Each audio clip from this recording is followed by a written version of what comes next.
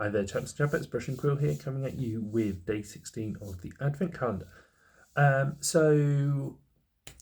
Just a little bit of a spoiler as to behind the scenes, peek behind the curtain. I do check who's in the drawers before I do the video, just so that I can make sure I'm actually going to be talking about the correct channel when I pull out the bit of paper. I don't want to pull it out and talk about the wrong channel. So with that in mind, there is a bit of a special bit on the end of this one, just because of the channel involved. So I just wanted to sort of give you that peek behind the scenes, just so that you're not, obviously thinking, oh, hang on a minute, how does he know that was that person? So all that preamble over, have a look who's in the drawer. It's a surprise for you, not for me, but let's have a look.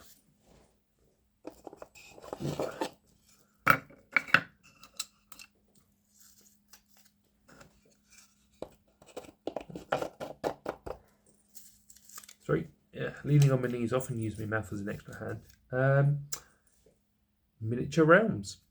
So this is a channel which does a lot of painting guides, a lot of painting how to paint guides.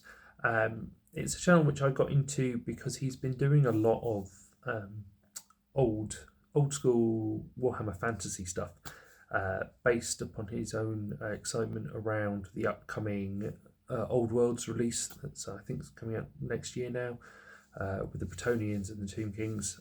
Again, something that caught my eye. My 4 big armies when I did Warhammer Fantasy were Skaven, High Elves, Bretonnians, and the Tomb Kings. Sorry, brain died for a second there. I did a Bretonnian army, which you've seen on my channel in the go check out the Paint All the Cavalry playlist. I also did, back in the heyday, a living Tomb Kings army, so that's where I did the Tomb Kings army, but I did it as alive characters opposed to dead characters, based on the trilogy of books that were written about Nagash. And then way back when I was younger, I did a High Elf army, which you'll have seen recreated in War Master form on my channel. So strong connection there with the subject material is what I'm saying. I think he does a really nice way of doing the paint schemes. He starts off with it to a basic level or intermediary level, and then takes it that next step further. It's giving the viewer the chance to do it to 1 or 2 levels depending on their own skill, saying, at this point you can leave it, put it on the table, it'll be perfectly fine, but if you want to take it a step further, here's how I do it. Which I think is a nice way. I think quite a lot of the time you'll see people paint to one level or another, and there's not that layered guide there for you. So that's what I think. Now, as I said, there's an additional bit to this. So in one of his last videos, so that's about 3 or 4 videos back now, he was laying out all of his stuff he's bought for the new world, for the Old World new game coming out, in his Bretonnian army and his Tomb Kings army. And then on the Bretonnian side, he'd said he bought a couple of kits to kitbash a Grail Reliquary, which was a unit within the Bretonnian army. It's quite a nice unit because it's one of the ones that gave it a bit of a fantasy flavour, opposed to just a 100 Years War army.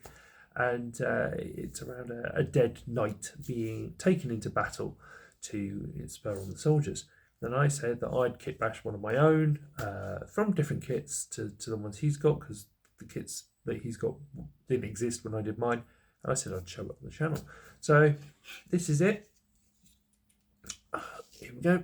This is the Grail Reliquary I did. So as you can see, it's a dead knight there on a throne, a wheeled throne being dragged into battle by a guy at the front.